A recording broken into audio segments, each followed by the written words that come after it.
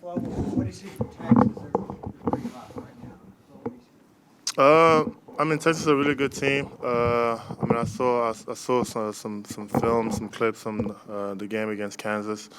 They had a really good game. They were aggressive on the board. They made some tough shots, but overall, they're a very talented team. So it should be a good game this weekend. John, are they a much different team than last year? I guess they have some same personnel back. I mean, they got a new coaching staff. It's still a great team. I believe like they're one of the best teams in the nation. Since they're one of the they're a Big 12 team, and every single night, Big 12 is fighting the battle. I think they're really good rebounding. They're older. They got older guys. They have a lot of transfers, so we're gonna have to get prepared to play against a really mature team that really need wins. Flo, do you see any similarities between this team and the Tech teams that were coached by Chris Beard that you played against? I mean, I would say a little bit, but not entirely. I mean, because in the past, when I look at the Tech team, they were basically got a bunch of guys who were there for a longer period of time. And when you look at this team, it's more of a newly assembled team. So it's kind of different in that note. But I mean, they just look like guys who've kind of bought in, to the Chris Beard style and everything. But they're just a really good team. So it's going to be a good matchup. It's going to be a good matchup. When you see them play the way they did against Kansas, especially so close to when you all played Kansas, does that give a little more respect, or does that change the way you look at them at all?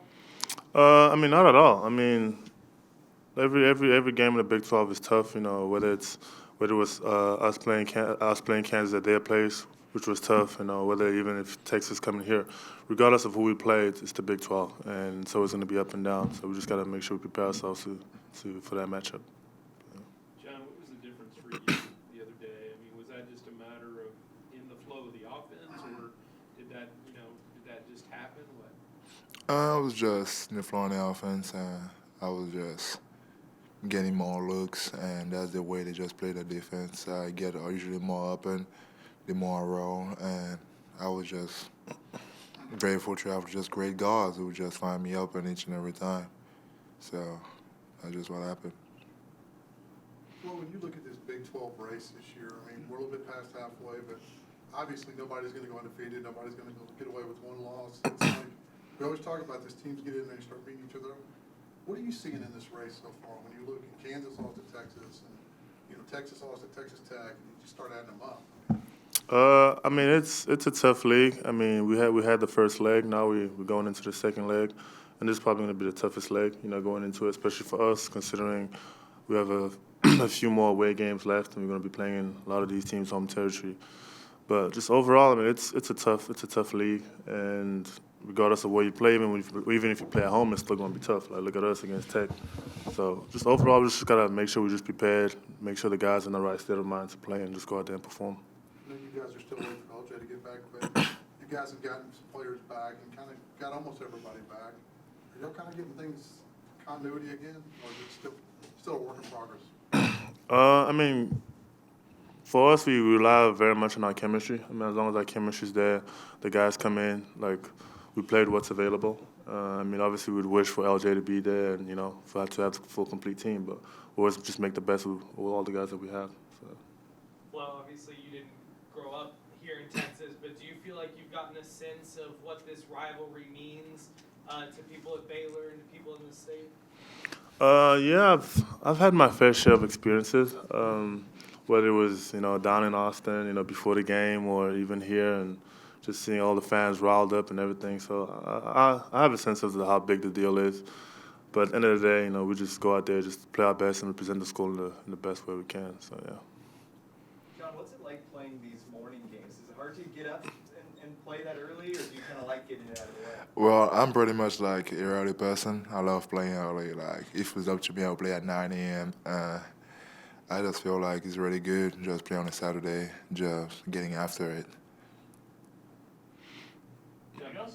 John, particularly after the Kansas game, how important was that for the defense to kind of come back together and do what you guys did? Well, after the Kansas game, we realized like a lot of that was into our effort. We had to work on transition defense. All the time we just like running or just jogging back on defense, and that's something we can really fix like right away after just watching film and just looking at ourselves. Because right after the game, the coaching staff wanted us to go and watch the film and see what we could have done better. And the first thing would just really be literally just running back on defense. They had like 22 points on transition in the first half, and that's something we could correct like right away during practice. So that's one of the biggest things. All right, thanks, guys. Thank you.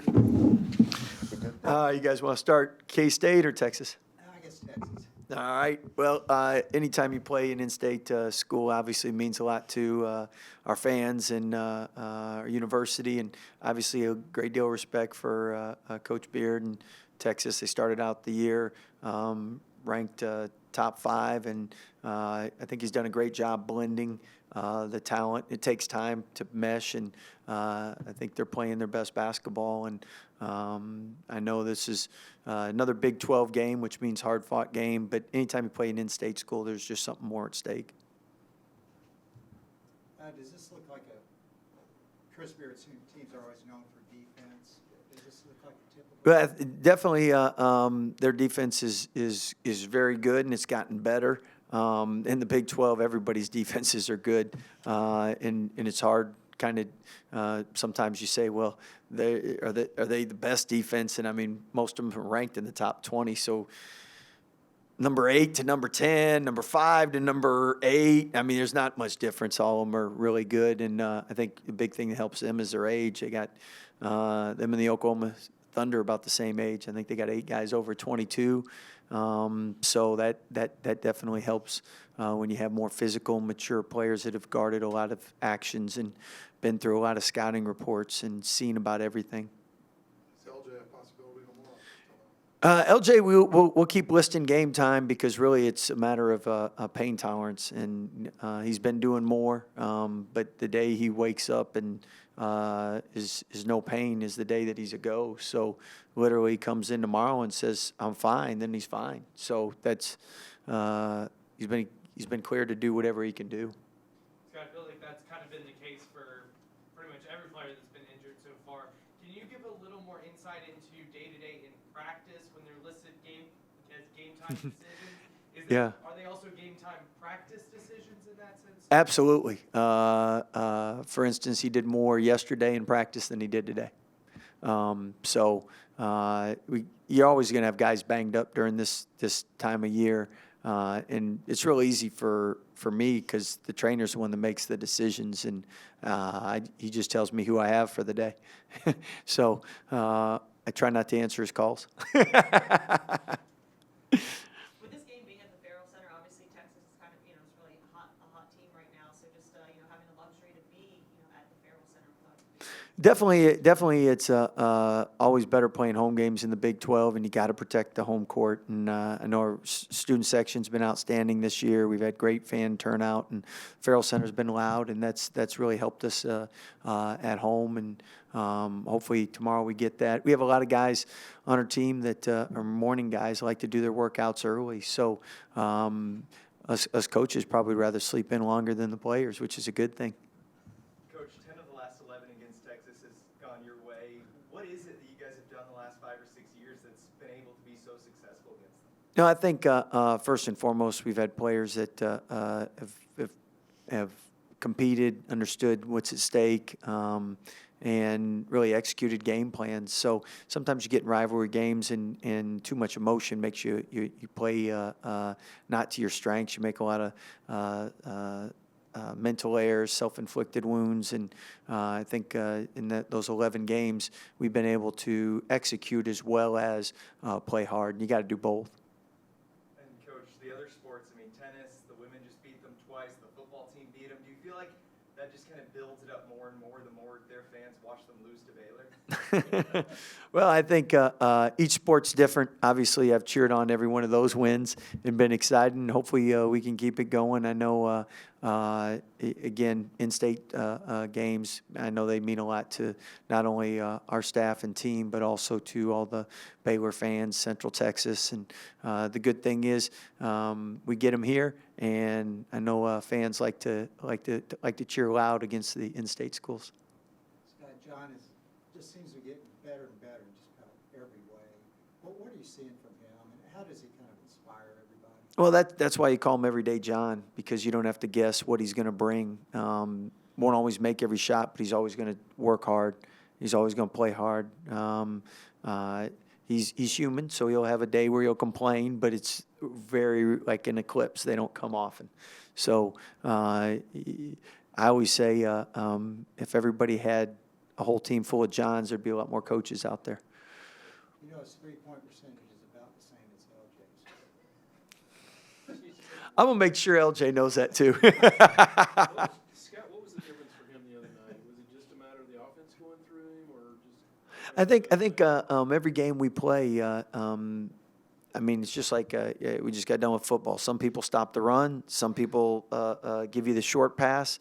Some people give you the long pass. I mean, everyone's defenses is geared a little different.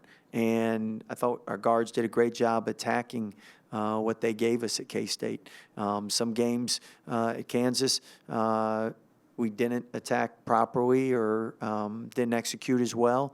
And then at the end of the day, when you make shots, everything works out. I mean, you can have a bad shot and it goes in, and it's good offense because you scored. And I know Fran was just here, and he says, ball's in the air, good coach, bad coach, good coach, bad coach, good coach. And it depends if it's in or out. And what drives you nuts is when you have good looks and you miss them, and then the other team has bad looks and banks them in. Like that's what drives coaches nuts, because you can come up with a great play, get a great look, and you remember the best three-point shooters in the country are only making 4 out of 10, 5 out of 10 at most. You know, so I mean. That's where the defense and rebound comes in. But I thought we really executed well up there, and John finished well. Coach, in your experience for like their team coming off such a big win over Kansas, have you noticed that seems to make teams play better in the next game or have a bit of a lull in the next game? Honestly, when you've been around long enough, you've seen it all. So sometimes it's better to play teams when they've lost a couple. Sometimes it's better to play teams that come off a big win. I mean, it really you see it all during the course of the year. I think we're always, as coaches, more concerned about our team and how we're playing, and hopefully we can put our best foot forward and then let the chips fall where they may. What maybe did you see out of Texas in that Kansas game that you feel like you'll need to focus on going into this? Well, I mean, I think offensively they do a great job being physical, cutting, a lot of points in the paint. I think they do a great job getting to the paint, jump stopping. They defensively, they take a lot of charges. They'll gamble in the passing lane, get some steals, which will lead to easies. And I think they had all of that in the Kansas game, and that led to the win. Anything else? Scott, the defense the other day, I mean, particularly coming off the game, I know you kind of stressed the transition defense, but did you feel like that was maybe one of your better games defensively, or? Yeah, the first time we held them to 31%, and this time 39, I believe. But both games were very, very good, and I thought I felt better as a coach because anytime we don't perform well, you put it on yourself. And we talked about transition, but we probably didn't drill it enough, and so that was on our staff. We did a good job doing that. They did a good job following what adjustments and what we needed to do, and I think it paid off. And hopefully we can continue to shore up. I mean, coaching, you don't know you have a problem until the game's played, and then the game's over, and then you fix it, and then the next game you got another problem. So it's kind of like your kids at home at night, right? One night they're perfectly behaved, the next day you're like, are those my kids, you know? It's life. Coach, Kendall Brand looked more dangerous in the mid-range and kind of around the paint against Kansas State. Is that something he's focusing on, or is he just kind of getting better at taking what's coming to him? I think both. And Kendall's 18 years old, so each game he learns, and hopefully at the end of the year he's at his best. I tell you what, he's improved his outside shot, and when he shoots a three, we feel like it's going in. So, Anything else? guys, good. Thanks, Scott. Appreciate it.